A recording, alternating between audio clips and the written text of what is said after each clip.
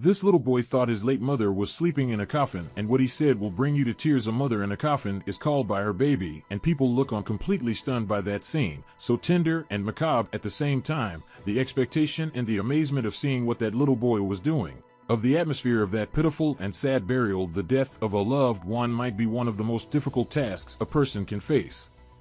Children have an especially difficult time dealing with their grief since they may not understand death and are perplexed when individuals they care about abruptly abandon them.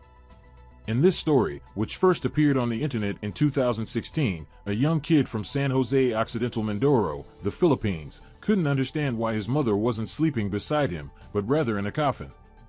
Cambodian-born Kanye King Nagas Castro, age 5, lost his mother, Catherine Ingles Castro, during the delivery of Kanye's younger brother, Cyril Kaiser, at the local hospital in San Jose Mindoro Occidental.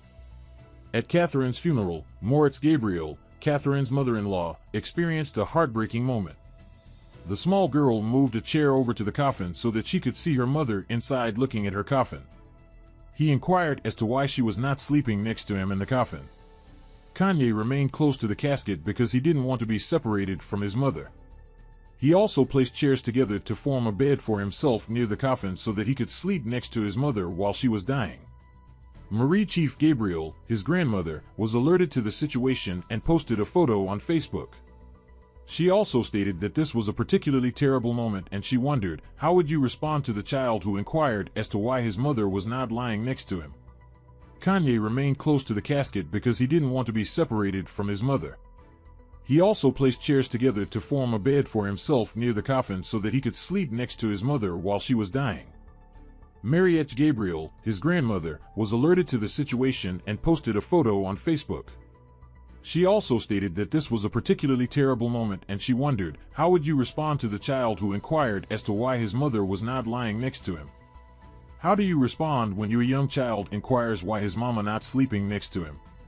It's heartbreaking, Gabriel posted on Facebook. He dragged the chair all by himself and climbed up to embrace his mother. When I saw this, my heart stopped. One of Gabriel's heartbreaking posts showed Kanye sitting near his mother's casket, seemingly lamenting the loss of her. Kanye appeared to be in tears when everything else was silent at night, when everyone had left and said goodbye, when there was no one else to play with. Our young child would turn the fan on constantly and point in the direction of his favorite area. In the last 5 days, he's been in his comfort zone with his mother, she wrote.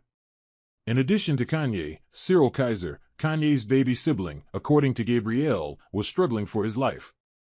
A larger hospital outside of their municipality was summoned to take care of the infant boy after his mother took her last breath. Fortunately, the infant survived and was reunited with his family many weeks later. A month later, Gabrielle posted another depressing message about her grandson, who was still suffering over his mother's death, on her Facebook page. Last night, I had an encounter with this boy, she wrote.